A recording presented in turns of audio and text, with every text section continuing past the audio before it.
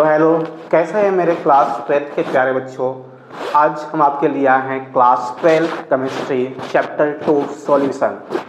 उस चैप्टर का एक टॉपिक है सॉल्युबिलिटी, है ना। उसके अंदर आता है आपका हेनरीज लॉ। तो हम आज इसी टॉपिक पे बात करने वाले हैं, हेनरीज लॉ के ऊपर। आज के इस लेक्चर में हम लोग देखेंगे हेनरीज लॉ और उसकी लिमिटेशन क्या है। इसके बाद हम जो लेक्चर्स प्रोवाइड करेंगे आपको, उसमें रहेगा आपका एप्लीकेशन और न्यूमेरिकल वगैरह देखेंगे। तो इस जो हेनरीज लॉ है, ये एग्जाम के पॉइंट ऑफ व्यू से बहुत इंपॉर्टेंट टॉपिक होता है। तो आज हम लोग इस हेनरीज लॉ पर डिस्कशन करेंगे। क्लियर है? तो चलो हम लोग शुरुआत करते हैं हेनरीज लॉ, है ना। जैसा कि हमने बताया कि जो हेनरीज लॉ होता है वो सॉल्युबिलिटी टॉपिक्स में आता है। क्या है sir Henry's law? Henry was the first to give a quantity relation between pressure and solubility of gas in a solvent which is known as Henry's law. सबसे पहली साइंटिस्ट जिनका नाम क्या है? हेनरीज ने। सुनना ध्यान से, समझ में आ जाएगा। सबसे पहला साइंटिस्ट जिनका नाम क्या है? हेनरीज ने। उन्होंने एक रिलेशन दिया था किसके बीच सर? किसके बीच सर? सॉल्युबिलिटी ऑफ गैस और प्रेशर के बीच। इन्होंने फर्स्ट टाइम बताया कि आप अगर प्रेशर लगाते हो किसी गैस पर तो उस गैस की सॉल्युबिलिटी क्या होगा, है ना, कैसे प्रभावित होगा किसी लिक्विड में। अगर हम प्रेशर ज्यादा लगाएं गैस पर तो क्या गैस ज्यादा डिसॉल्व होगा लिक्विड में या फिर कम डिसॉल्व होगा। बस इसी पर हेनरीज लॉ है, ठीक है ना। तो सबसे पहले हम लोग अगर पूछेगा कि बताओ कि किसी भी गैस को जब हम लिक्विड में डिसॉल्व करते हैं तो गैस की सॉल्युबिलिटी प्रेशर पर डिपेंड करता है। इसके लिए एक नियम दिया गया था, वो नियम कौन दिए थे? हेनरीज। इसलिए इसको क्या कहते हैं? हेनरीज लॉ कहते हैं। हेनरीज लॉ कहते हैं। सर्वप्रथम गैस की विलायक में विलीयता तथा दाब के मध्य मात्रात्मक संबंध हेनरी ने दिया, जिसे क्या कहते हैं? हेनरीज लॉ कहते हैं। आओ चलो हेनरीज लॉ को समझते हैं थोड़ा और गहराई में। देखो, समझना बात को, ठीक है ना। शांति से बैठकर समझोगे तो सारी बात समझ में आ जाएगी। नहीं समझोगे, है ना, तो नहीं समझ में आएगा। कोशिश करोगे तो समझ में आ जाएगा। बहुत आसान हेनरीज लॉ है और बहुत इंपॉर्टेंट भी है ना। एग्जाम में कई बार पूछा है, तो हो सकता है चांसेस कि आपका 2027 जो बोर्ड के एग्जाम होगा उसमें भी आ सकता है, ठीक है। तो बड़ी, है ना, ध्यानपूर्वक शांति से बैठ करके समझोगे और समझते हैं, है ना। हेनरीज लॉ क्या है सर, है ना। यहाँ पर क्वेश्चन आपसे पूछेगा राइट हेनरीज लॉ। क्या पूछेगा सर? Right Henry's law. देखो यहाँ स्पेलिंग थोड़ा सा सुधार लेंगे, है ना। WRITE ऐसे लिखोगे, राइट हेनरीज लॉ। ऐसे प्रश्न आपसे पूछेंगे। तो देखो समझते हैं क्या है Henry's law. The law states that at constant temperature, the solubility of a gas in a liquid is directly proportional to the pressure of the gas present above the surface of the liquid or solution। कुछ नहीं समझ में आया sir? नहीं समझ में आएगा। दूसरा स्टेटमेंट देखो, एक और स्टेटमेंट है। The partial pressure of the gas in vapor phase is proportional to the mole fraction of the gas in the solution। In the solution, है ना। इसकी स्टेटमेंट जो है मैथमेटिकली वो हम बाद में देखेंगे। क्या देखेंगे सर? बाद में। कैसे देखोगे? बाद में, ठीक है। थोड़ी देर स्टेटमेंट समझने का, बस स्टेटमेंट समझने का प्रयास करो। हेनरी के नियम को लिखना अगर कहेगा तो क्या करोगे? इसके अनुसार स्थिर ताप पर किसी गैस की द्रव्य विलीयता द्रव अथवा विलयन की सतह पर पड़ने वाले गैस के आंशिक दाब के समानुपाती होता है। दूसरा स्टेटमेंट क्या था सर? समझोगे, किसी गैस का वाष्प अवस्था में आंशिक दाब उस विलयन में गैस के मूल अंश के समानुपाती होता है। कुछ नहीं समझ में आया सर? कोई बात नहीं, देखो हम इसको समझाने का प्रयास करते हैं बहुत अच्छे ढंग से। समझना, है ना, बिल्कुल समझ में आ जाएगा। बस धैर्य रखोगे। क्या रखोगे? धैर्य। धैर्य नहीं रखोगे तो नहीं समझ में आएगा। हमने कहा हेनरीज लॉ हम लोग को सच समझना है। क्या समझना है? Henry's law. हेनरीज लॉ समझना है सर। इन्होंने क्या कहा सर? समझो बात को, समझ में, है ना, समझ में आ जाएगा। बस थोड़ी देर रुक जाओ। देखो भैया, हेनरी साहब ने कहा कि देखो, अगर हमारे पास एक बर्तन है, क्या है सर? बर्तन, और इसमें हमने रख दिया लिक्विड। क्या रख दिया? लिक्विड। बोलो ना, क्या रख दिया? लिक्विड। मन में बोलो भाई, मन में बोलो ना, लिक्विड। सर क्या रख दिए? लिक्विड। मन में बोलिए आप लोग, ठीक ना। हम आपके सामने तो है नहीं, है तो है नहीं। तो मन में बोलिए आप लोग, क्या बोलिएगा कि सर लिक्विड रख दिए। क्या रख दिए? लिक्विड। अपने आप से बोलिए कि सर लिक्विड रख दिए। और हमारा मन किया कि हम एकरा में गैस घुलाएंगे। क्या घुलाएंगे? गैस डिसॉल्व करेंगे, है ना, गैस घुलाएंगे। तो गैस कैसे घुलेगा सर? गैस लिक्विड में नहीं घुलतेगा, नहीं घुलेगा, घुलवे नहीं करेगा। तब क्या करेंगे? गैस को लिक्विफाइड करेंगे, उसको तरल अवस्था में लाएंगे, मतलब प्रेशर लगाना पड़ेगा सर। गैस के कण जो होता है बहुत दूर दूर होता है, दूर दूर दूर दूर, ये भागल चलेगा, ये तुमको सर घुलेगा ही नहीं, चाहवे ना करेगा कि हम लिक्विड में घुले। तब क्या करोगे? तब प्रेशर लगा करके इसको कंप्रेस करो, एकदम दबा दो, निचोड़ दो इसको एकदम से, और उसके बाद इसमें डाल दो, तो ये डिसॉल्व होगा। अब सुनो सर, अगर हम गैसवा डालें तो ये डिसॉल्व होगा, तो सर अगर आप कह रहे हैं कि प्रेशर लगा करके इसको हम डालेंगे तो डिसॉल्व होगा, एक मतलब सर कि ज्यादा प्रेशर लगाएंगे तो ज्यादा गैसवा घुलेगा, ज्यादा प्रेशर लगाएंगे तो ज्यादा गैसवा लिक्विड में घुलेगा सर। बिल्कुल सही, बिल्कुल सही। हेनरी साहब ने यही कहा है ना, हेनरी साहब ने यही कहा कि अगर आप ज्यादा प्रेशर अप्लाई करते हो, ज्यादा प्रेशर अप्लाई करते हो गैस के ऊपर, तो ये गैस ज्यादा लिक्विड में डिसॉल्व होगा, ज्यादा लिक्विड में डिसॉल्व होगा। कम प्रेशर अप्लाई करोगे तो गैस कम डिसॉल्व होगा। इन्होंने कहा कि जो डिसॉल्व होगा गैस का मास, बाबू गैस का जो मास डिसॉल्व होगा वो किस पर निर्भर करेगा? तो जो आप अप्लाई कर रहे हो प्रेशर, उस पर निर्भर करेगा। बिल्कुल सही, जो प्रेशर अप्लाई कर रहे हो उसी पर निर्भर करेगा। मतलब सर कि mass of gas dissolve in a liquid is directly proportional to the pressure applied on the solution. मतलब सर गैस का कितना मास डिसॉल्व होगा तो निर्भर करेगा आपने प्रेशर कितना सर लगाया। सर कहता है नियम की जो साइन दिए हैं समानुपाती का, प्रोपोर्शनलिटी का, इसको हटाइए, इसको क्या कीजिए? हटाइए। तो हटाइएगा तो बोलिए क्या आता है? कांस्टेंट के, और यहाँ क्या आ जाएगा सर? पी आ जाएगा सर। क्या आ जाएगा सर? पी। ये हो गया m इज इक्वल टू के पी। सर नहीं समझ में आया सर ये मास क्या है सर? सर मास जो गैस आप घुलाए हैं ना लिक्विड में, उसका मास है, द्रव्यमान है सर। सर कितना घुलेगा सर? सर बाबू जितना प्रेशर लगाओगे ओकरे समानुपाती होगा। प्रेशर ज्यादा तो ज्यादा गैस घुलेगा, गैस का मास ज्यादा डिसॉल्व होगा। सर प्रेशर कम लगाओगे तो गैस का मास कम घुलेगा। एकरा में सोचना का है? एकरा में सोचना, एक छोटा बच्चा है, उससे पूछो कि बाबू तो कितना गाली देगा, तो वो कहेगा कि जितना मारिएगा उतने गाली देंगे, जितने मारिएगा उतने गाली देंगे, कम नहीं मारिएगा तो नहीं कर देंगे। हमारा पागल कुत्ता काट ले जरूरत तरह गाली देते, ऐसे बोलेगा वो, है ना। तो समझो बात यह है कि सर मास गैस का कितना डिसॉल्व होगा इस गिवन लिक्विड में, तो डिपेंड करता है सर प्रेशर कितना लगाया, प्रेशर कितना लगाया। आ रही बात समझ में? तो देखो mass is directly proportional to pressure, यानी m is equal to K into P. ये हो गया फॉर्मूला कि सर मास कितना डिसॉल्व होगा अगर प्रेशर दिया रहेगा, और ये होता है कांस्टेंट। ये क्या होता है? कांस्टेंट। बात यही खत्म नहीं होता है बाबू, बात थोड़ी सी और आगे बढ़ाओ। अगर प्रेशर लगाने पर गैस का मास ज्यादा डिसॉल्व होता है तो ये भी कह सकते हो कि देखो नंबर ऑफ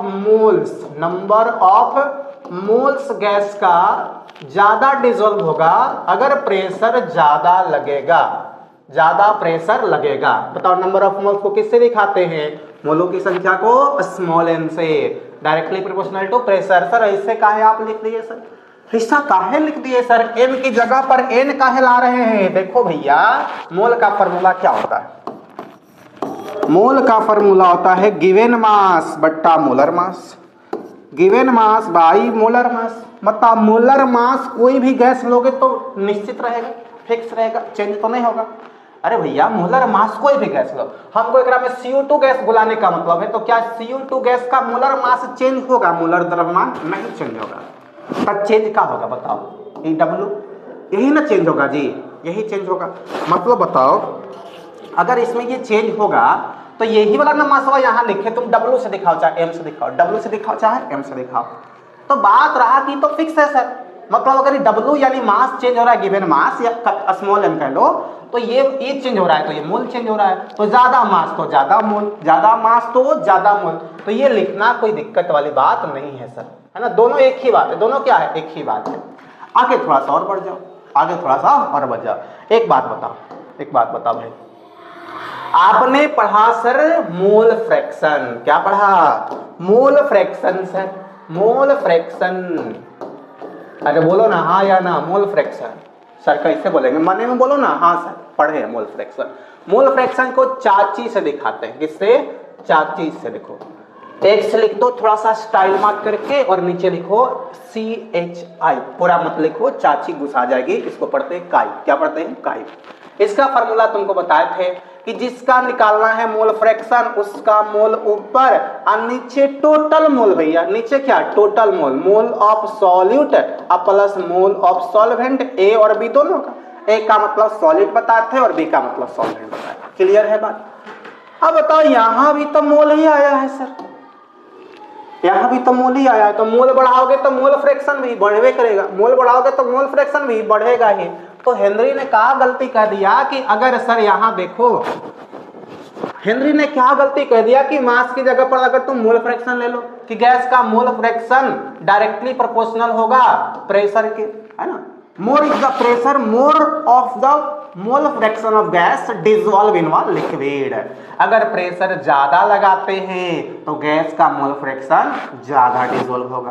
क्या गलती कर दिया भाई? मास से मोल, मोल से मोल फ्रैक्शन पर हेनरी आ गया, तो क्या गलती कर दी? ऐसा तो कुछ नहीं किए बवंडर, बात देखिए भाई, बात एक ही है, कुछ बोलने वाली बात है नहीं, बात समझ लो। बात मास से हम कहाँ चला है? मोल फ्रैक्शन पर। सर क्या करते हैं सर, मास से ला दिए मोल फ्रैक्शन पर, कोई दिक्कत नहीं भाई। अब यहाँ पर देखो, यहाँ पर देखो, यही मोल फ्रैक्शन जो होता है गैस का, वो डायरेक्टली प्रोपोर्शनल होता है प्रेशर का, या पार्शियल प्रेशर कह सकते हो भाई, जो आंशिक रूप से लगाया जा रहा है सॉल्यूशन के सरफेस पर या लिक्विड के सरफेस पर। प्रोपोर्शनलिटी का साइन हटाओगे तो क्या आएगा भाई मेरे? Constant K is equal to P आएगा। अब बताओ इसको हम इधर लेके आए तो घोल्टनिया मारेगा, क्या मारेगा? घोल्टनिया। तो इसको क्या लिख दोगे? P is equal to 1/K into X. और अगर बताओ K कांस्टेंट था, K था हमारा कांस्टेंट, तो 1/K भी क्या रहेगा? कांस्टेंट। अगर तुमसे हम बोले 4 कांस्टेंट तो बोलो 1/4 भी कांस्टेंट। बोलो ना सर कांस्टेंट, क्या रहेगा? कांस्टेंट सर, क्या रहेगा? कांस्टेंट। तो यहाँ 1/K भी कांस्टेंट, तो P इज इक्वल टू, इसका एक नया नाम दे दो KH, इसी को हम लोग हेनरीज कांस्टेंट कहते हैं।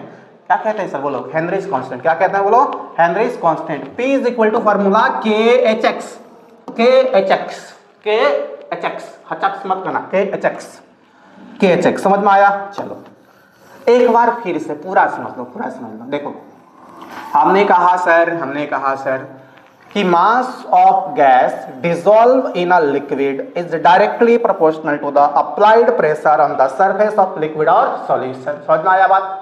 मतलब sir mass is directly proportional to pressure, या M is equal to K into P, या सर दूसरे स्टेटमेंट के अनुसार चले तो mole fraction of gas is directly proportional to pressure, X is equal to K into P।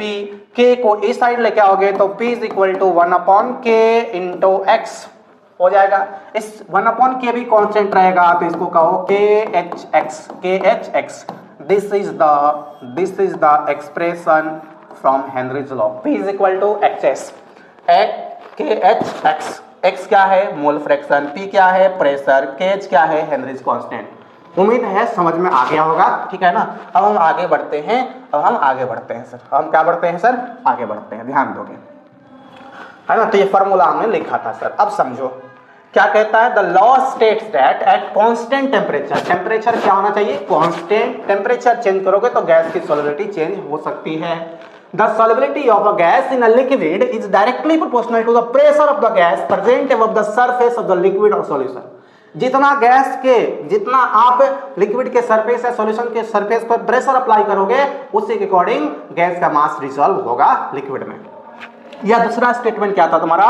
The partial pressure of the gas in vapour phase, vapour phase यानी वाष्प अवस्था में होना चाहिए, is proportional to the mole fraction of the gas in the solution. आ गया समझ में, है ना? कहता है कि इसके अनुसार स्थिर ताप पर, ताप निश्चित रखना, किसी गैस के द्रव में विलीयता द्रव अथवा विलयन की सतह पर पड़ने वाले गैस के आंशिक दाब के समानुपाती होता है। या ऐसे कह सकते हो, किसी गैस का वाष्प अवस्था में आंशिक दाब उसे विलयन में गैस के मूल अंश के समानुपाती होता है। आई बात समझ में सर? आई बात समझ में? थोड़ी सी और बात समझोगे, थोड़ी सी और बात समझोगे तुम, थोड़ी सी और बात समझोगे, हम वापस आते हैं, है ना, वापस यही पर आते हैं, समझोगे। ये देखो जो के एच का वैल्यू है, के एच हेनरीज कांस्टेंट इसको कहते हैं, हेनरीज कांस्टेंट कहते हैं सर, समझोगे ध्यान से। हेनरी कांस्टेंट जो के एच है इसको हेनरीज कांस्टेंट कहते हैं, और ये डिपेंड करता है भैया टेम्परेचर पर। किस पर? टेम्परेचर पर। ज्यादा टेम्परेचर होगा, है ना, टेम्परेचर चेंज करोगे तो केएच का वैल्यू भी चेंज हो जाएगा। KH depends upon the temperature, KH depends upon the temperature. भाई केएच किस पर डिपेंड करता है? टेम्परेचर पर। केएच बोलो किस पर डिपेंड करेगा? टेम्परेचर पर। डिफरेंट टेम्परेचर पर केएच का वैल्यू डिफरेंट, डिफरेंट टेम्परेचर पर केएच का वैल्यू डिफरेंट। दूसरी बात, केएच का वैल्यू डिपेंड करता है nature of gas, nature of gas, बोलो ना भैया, नेचर ऑफ गैस पर। अगर गैस चेंज करोगे तो केएच का वैल्यू चेंज कर जाएगा। Value of KH is different for different gases, value of KH is different at different temperature. बात आ रहा है समझ में? सर केएच किस पर डिपेंड करेगा? टेम्परेचर पर। केएच किस पर डिपेंड करेगा? नेचर ऑफ गैस पर। एक और बात बताना, P इज इक्वल टू के एच इंटू एक्स। जरा के एच को इधर लाओगे तो क्या हो जाएगा? 1 upon K H. Pressure is equal to mole fraction. बताओ के एच और मोल फ्रैक्शन में कैसा रिलेशन? तो सर इनवर्सली। कैसा? इनवर्सली। के एच जो होगा और मोल फ्रैक्शन जो है, इन दोनों में रिलेशन कैसा? देख के बताओ। इनवर्सली प्रोपोर्शनल, व्युत्क्रमानुपाती। केएच का वैल्यू ज्यादा तो मोल फ्रैक्शन का वैल्यू कम, मतलब कम डिसॉल्व होगा। अगर तुम हेनरीज कांस्टेंट का वैल्यू बढ़ा दो, मोल फ्रैक्शन ऑफ गैस कम डिसॉल्व होगा। अगर तुम केएच का वैल्यू कम कर दो, मोल फ्रैक्शन ऑफ गैस ज्यादा डिसॉल्व होगा सर, ज्यादा डिसॉल्व होगा। केएच का वैल्यू जितना कम रहेगा, है ना, उतना ही mole fraction of gas dissolve होगा। Less is the Henry's constant, more mole fraction of the gas dissolve in a liquid. ऐसे कर सकते हो। Less is the Henry's constant, solubility of gas is more is the solubility of gas. Value of KH is greater, solubility of mole fraction of gas is less. Clear हुआ? Clear हुआ? चलो अब limitation पे बात करते हैं। Henry's law का limitation, Henry's law का लिमिटेशन। अब हेनरीज लॉ के लिमिटेशन पे आते हैं। हेनरी के नियम की सीमाएं, हेनरी के नियम की सीमाएं। कहां हेनरी का नियम काम नहीं करेगा? कहां पर हेनरी का नियम काम नहीं करेगा? समझो जरा सा। है सर हेनरी का नियम कहां काम नहीं करेगा, इस पर हम लोग चर्चा करने वाले हैं। देखो हेनरी का नियम कहां वर्क नहीं करेगा? हेनरी का नियम कुछ जगहों पर काम नहीं करेगा सर। कब कब नहीं करेगा सर? है ना, pressure is not high, pressure is not high, pressure is not high, pressure is not high. Pressure ज्यादा नहीं होना चाहिए। ज्यादा प्रेशर लगा दोगे तो गैस सिकुड़ जाएगा, कहेगा हम अब डिसॉल्व नहीं होंगे। बहुत ज्यादा प्रेशर तुमने लगा दिया। बहुत ज्यादा प्रेशर नहीं होना चाहिए, एक नॉर्मल प्रेशर होना चाहिए भाई। किसी चीज को इतना मत दबाओ, इतना मत दबाओ, इतना मत दबाओ। समझ रहे हो बात को? तो pressure is not very high. Sir दूसरी क्या है सर? दूसरी कहां वर्क नहीं करेगा सर? दूसरी वर्क नहीं करेगा, the temperature is not very low. Temperature बहुत बहुत बहुत कम नहीं होना चाहिए। फिक्स का मतलब का -273 डिग्री सेल्सियस कर देगा तो नहीं करेगा, है ना, जम जाएगा, उसका कुछ नहीं, पत्ते नहीं चलेगा फिर, है ना, परम शून्य ताप हो जाएगा तुम्हारा। The temperature is not very low, बहुत कम नहीं होना चाहिए, बहुत कम नहीं होना चाहिए। तीसरा सर क्या है? There is very little solid in the gas solvent. जब आप गैस और लिक्विड का सॉल्यूशन बना रहे हैं तो गैस बहुत कम मात्रा में होना चाहिए, क्योंकि गैस हमारा क्या रहेगा? सॉल्यूट, और लिक्विड क्या रहेगा? सॉल्वेंट। तो गैस जो है वो बहुत कम मात्रा में होना चाहिए। There is a very little solid in the gas solvent. Sir gas की मात्रा कम रखो, ज्यादा नहीं, तब हेनरी का नियम अप्लाई हो पाएगा। सर नेक्स्ट क्या है? सर नेक्स्ट क्या है? There is no change in the molecular state of the gas. Sir molecular state of gas में चेंजिंग नहीं होनी चाहिए। Molecular state of gas change नहीं होना चाहिए। सर जो आपका गैस है उसकी मॉलिक्यूलर स्टेट चेंज नहीं होना चाहिए। मॉलिक्यूलर स्टेट गैस है तो गैस रहे, बात समझ में आ रहा है। मॉलिक्यूलर स्टेट में चेंजिंग नहीं आनी चाहिए, है ना, उसकी मूल अवस्था में चेंजेस नहीं आना चाहिए, तभी हेनरी का नियम वर्क करता है। आ गई बात समझ में। तो आज की इस वीडियो में हमने देखा हेनरीज लॉ और हेनरीज लॉ का लिमिटेशन कि कहाँ वर्क नहीं करेगा। आप इंतजार कीजिए, अगले वीडियो में हम हेनरीज का एप्लीकेशन बताएंगे और इस पर जो बोर्ड के एग्जाम में न्यूमेरिकल्स आते हैं उसको कराएंगे। तब तक के लिए गुड बाय, जय हिंद, जय भारत। वेट कीजिए अगले वीडियो के लिए।